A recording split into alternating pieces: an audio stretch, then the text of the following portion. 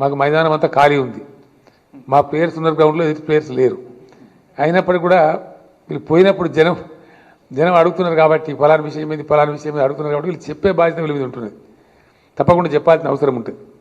అడుగుతారు కదా జనం పోయినప్పుడు, ఊళ్ళకి పోయినప్పుడు మరి గీదిన సంగతి ఏంది అని అడుగుతారు. అడిగినప్పుడు మరి చెప్పాలి, మంచి చెడు చెప్పాల్సిన అక్కర ఉంటుంది. ఈ రోజుతో ఏమైందంటే మాకు ఆ బాధ పోతుంది. మా అభ్యర్థులకు ఎంత దుర్మార్గం అండి ఇది, నాకు అర్థం కాదు. ఎందుకు దేనికోసం నాకు అర్థంగా. చంద్రబాబు నాయుడు ఇక్కడ రాజ్యాలు లేదు వెళ్తాడా? చంద్రబాబు నాయుడు గవర్నమెంట్ డిపాజిట్లు వస్తాయి అసలు?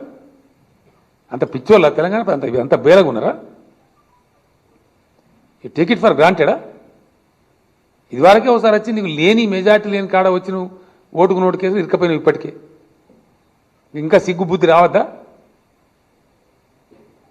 మేము అన్నామండి అంటున్నామా?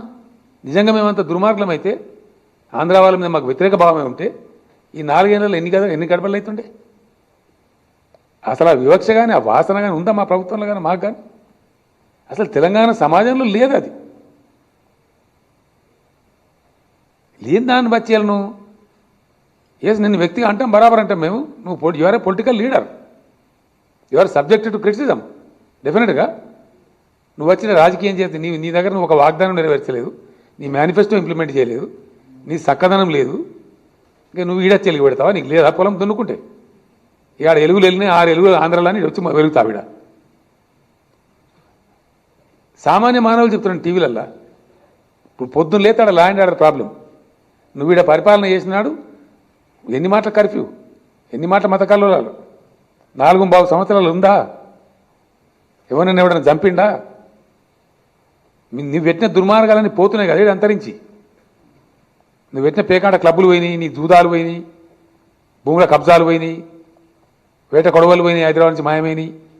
ప్రశాంతంగా ఉన్నది హైదరాబాదు, అభద్రత లేదు, ఇక్కడ హత్యలు లేవు, చాలా ప్రశాంతంగా ఉన్న తెలంగాణ ఇప్పుడు నువ్వు ఉడుములాగా వచ్చి దాన్ని మొత్తం ఆంధ్ర వాళ్ళకి అంటగడతావు. పాపం వాళ్ళు ఏమన్నారు? తెలంగాణలో ఉన్న ఆంధ్ర వాళ్ళకు శని చంద్రబాబు నాయుడు. నేను చెప్తున్నా డెఫినెట్గా. ఎందుకండి ఆయన ఏమవసరం ఉంది? ఆయన అవసరమైంది, ఆయన వచ్చుడైంది. ఇంకా వచ్చి దాన్ని మొత్తం ఆంధ్ర వాళ్ళకి ఆపాదించడు. ఇక్కడ ఎంత దుర్మార్గం అండి ఇది. Too much is. I'm sorry, I'm once again appealing. తెలంగాణలో ఉన్నటువంటి ఆంధ్ర వాళ్ళు, ఎప్పుడో తెలంగాణ బిడ్డలు వాళ్ళు, నేను 100 సార్లు చెప్పిన, 1000 సార్లు చెప్పిన, టీవీ చర్చలలో చెప్పిన, పేపర్ స్టేట్మెంట్లలో చెప్పిన, ఎలక్షన్ల సందర్భంగా చెప్పిన, వీళ్ళు దుర్మార్గులు అండి. ఇదే చంద్రబాబు నాయుడు, ఇదే కాంగ్రెస్ వాళ్ళు. మీకు జ్ఞాపకం ఉంది కదా, ఉత్తమ్ కుమార్ రెడ్డి ఏం మాట్లాడండి జిహెచ్ఎంసీ ఎలక్షన్ తెల్లారి? చాలా దుర్మార్గంగా క్రూరంగా మాట్లాడాడు. ఈ ఆంధ్రోళ్ళు మాకు మోసం చేసిన ఓటు లేదని మాట్లాడు, ఆంధ్రోళ్ళు అని మాట్లాడాడు. మేము మాట్లాడలే, మాకు ఆ బాధ లేదు అసలు. ఆంధ్ర నుంచి వచ్చి ఎప్పటి నుంచో ఉన్నారు ఇక్కడ. వాళ్ళు కొంత రాజకీయాల ఆసక్తి ఉన్న రాజకీయ నాయకులు కూడా అవుతారు. మేము డినై చేస్తే వాళ్ళ ఆపర్చునిటీస్. మా ఉన్నత్యం, మా ఉందతనం చూడండి. 12 మందికి మేము కార్పొరేటర్లు ఇస్తే 12 మంది గెలిచిందండి. That is the greatness of Telangana. 12 మెంబర్స్కు మేము డిఫరెంట్ క్యాస్ట్లు సార్ మేము ఉన్నాము, మాకు ఇవ్వండి ఇక్కడ అవకాశం అంటే ఇచ్చినాం. సగర్లకు ఇచ్చినాం, కొప్పుల వెలుమలకు ఇచ్చినాం, అనేక ఇతర వాళ్ళకు కూడా ఇచ్చినాం. 12 మంది కార్పొరేటర్స్ ఉన్నాయి హైదరాబాద్ జిహెచ్ఎంసీలో. Is it not a fact? Is it not on record? ఇవాళ కూడా దాదాపుగా 8 మంది ఎమ్మెల్యేలకు ఇచ్చినాం. మాకు ఆ భేదం లేదు. నువ్వు వచ్చి కొరాయి పెడతా, ప్రశాంతంగా బతుకులు ఒక రాయేస్తా, ఇదానండి. ఇక్కడ దయచేసి నేను మళ్ళీ అప్పీల్ చేస్తా ఉన్నా, ఆంధ్ర నుంచి వచ్చే వాళ్ళైతున్నారో మీరు ఆంధ్ర అనే భావం విడనాడండి. మీరు తెలంగాణ గౌరవనీయమైనటువంటి citizens. You are the most respectable citizens of Telangana. Hyderabad కావచ్చు, బాన్సువాడ కావచ్చు, ఇక్కడ కావచ్చు, కోదాడ కావచ్చు, ఇంకోటి కావచ్చు. మీరు ఇక్కడ రైతులు, మీరు హక్కులున్నాయి, మీకు యాజమాన్యాలని, మీ పిల్లలు ఇక్కడ పుట్టినరు, పెరిగిన మంచిగా హ్యాపీగా, వాళ్ళు పాలు నీళ్ళలో కలిసిపోయిన మంచిగా తెలంగాణ సమాజంలో. వాళ్ళని వాళ్ళు డిటాచ్ చేసి మీ చిల్లర రాజకీయాల కోసం, మీ కుచిత బుద్ధి కోసం అవుతుందా? అది రియాక్షన్ అయితే నేను చెప్తాను. ఇదే చంద్రబాబు నాయుడు జిహెచ్ఎంసీ ఎన్నికల్లో చేతులు కాల్చుకున్నాడు, 100 కోట్లు ఖర్చు పెట్టినప్పుడు. ఫలితాలు ఏమొచ్చాయో మీకు తెలుసు. ఈరోజు కూడా అంతకన్నా దారుణంగా ఉంటాయి ఫలితాలు. బుద్ధి చెప్తారు ఇక్కడ వాళ్ళు అందరూ కలిసి బుద్ధి చెప్తారు. వీళ్ళు వాళ్ళు ఇంత బ్యూటిఫుల్గా, ఇంత పీస్ఫుల్గా, ఇంత చక్కగా ఆనందంగా జరుగుతుంది వ్యవహారం ఇక్కడ. ఏం రోగం నాకు అర్థం కాదు.